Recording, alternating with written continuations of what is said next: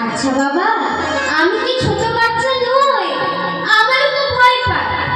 আর সেই ঘন বন জঙ্গলের পথ পেরিয়ে আমাকে অত দূরে পাঠশালায় যেতে হয়, আমার খুব ভয় পায়। কাল থেকে আর আমি পাঠশালায় যাব না বাবা।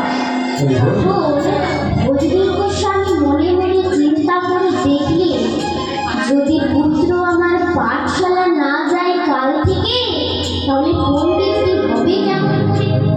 তাই বলছি, এই ব্যাপার তোর ভয় পায়? আমি তো তোকে বলতে ভুলেই গেছি। কি কথা বাবা, কি কথা বলতে ভুললে আমার? ওরে খোকা, শোন, ওই যে ওই ঘন বন জঙ্গলের পথে তোর ভয় পায় না?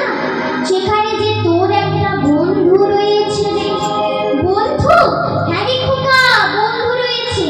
তা হ্যাঁ বাবা, তুমি যে বললে বন্ধু, তা শুনবি নাকি বন্ধুর নাম? বলো না বাবা, বলো না বাবা। তার নাম কি? তার নাম হলো মধুসূদন।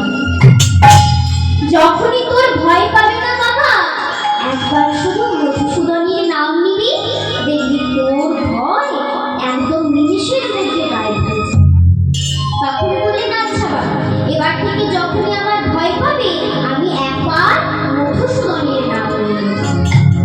এবার পরের দিন সকালবেলা যে বলছিল পাঠশালায় যাবে না, আজ তার মহানন্দ, তার বন্ধু আছে, বন্ধুর সাথে দেখা করবে, কত কথা বলবে।